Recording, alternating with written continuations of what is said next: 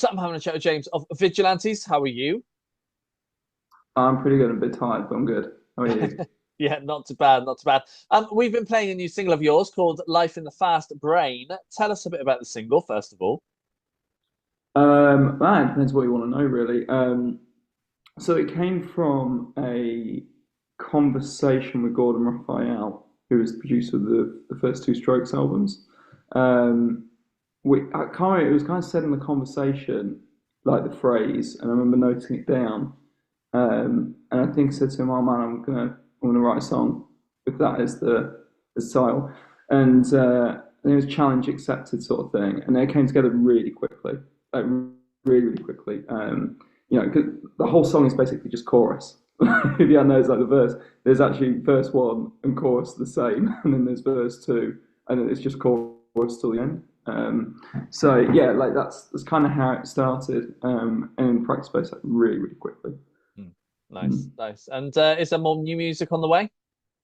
Yeah, man. Yeah. I've got a few more singles to come this year.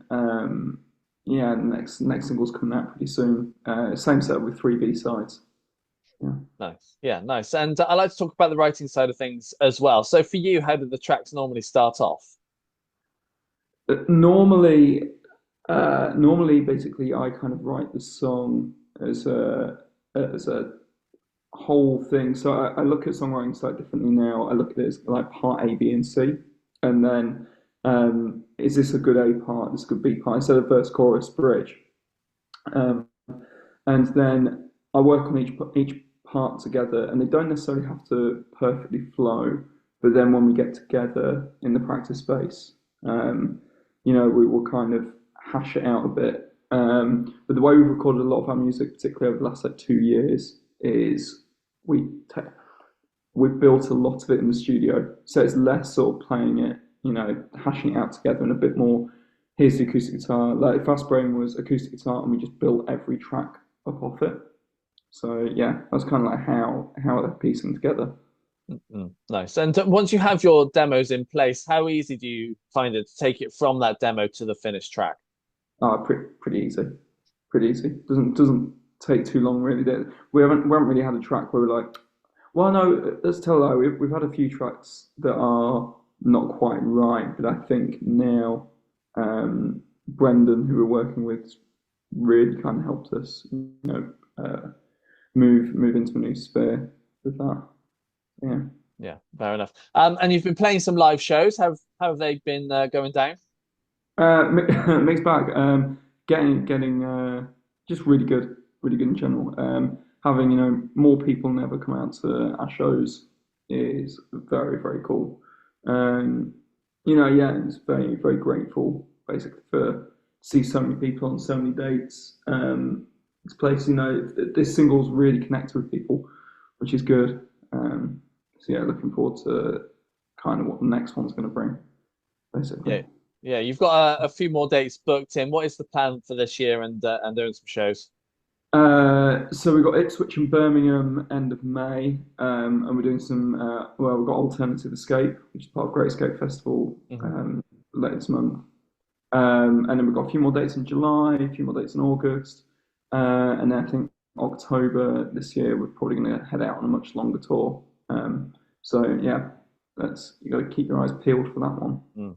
Yeah, sounds good to me. Are you hoping to go overseas as well into Europe, maybe the States at some point? I think we want to do the States again next year. I think Mhm. that's the plan. I'd like to go out and do Europe. Just logistically, I'm not sure whether it's a nightmare at the minute or not. So yeah, definitely like to probably do Belgium and France and maybe Netherlands as well. Maybe we can get into there. But Mm. yeah, I'll look into it. Yeah, sounds Mm. good to me. And I like to find out when I talk to a band for the first time how you guys formed and got together and what made you write this sort of music as well.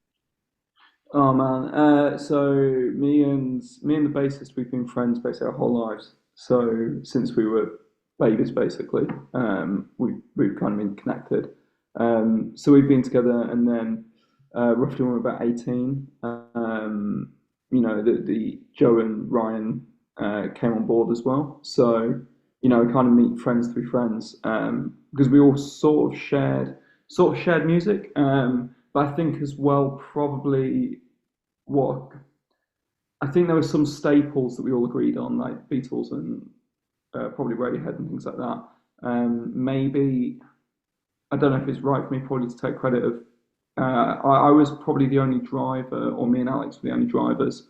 So I think the music we had on our cars was pretty, you know, influential, like the Strokes and things like that. And I think that was probably the foundation. Like we all have very different tastes now, but I think we all kind of agree on probably the Strokes, Beatles, Radiohead are kind of like the three where we all come together. Yeah. Yeah, nice, nice. And you must have some aspirations of things you want to achieve in your music life. What's one thing you have to do? One thing have to do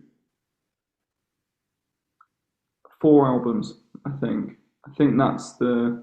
It's weird because they're big shows. That the one that jumps out to me is Brixton Academy. I really Mm, want to do Brixton Academy. We've played major festivals now, so I've kind of ticked a lot of that off. Supported people, met a lot of people, played in the States. So like, I'm very grateful because I think I've done quite a lot of things that a lot of people mm. dream to do, but I always want more. So yeah, I think probably 4 albums. I have sketches of ideas for 4 albums, so I think probably those four. Excellent. Yeah. Nice. James, it's been a pleasure having a chat with you. Thanks, dude.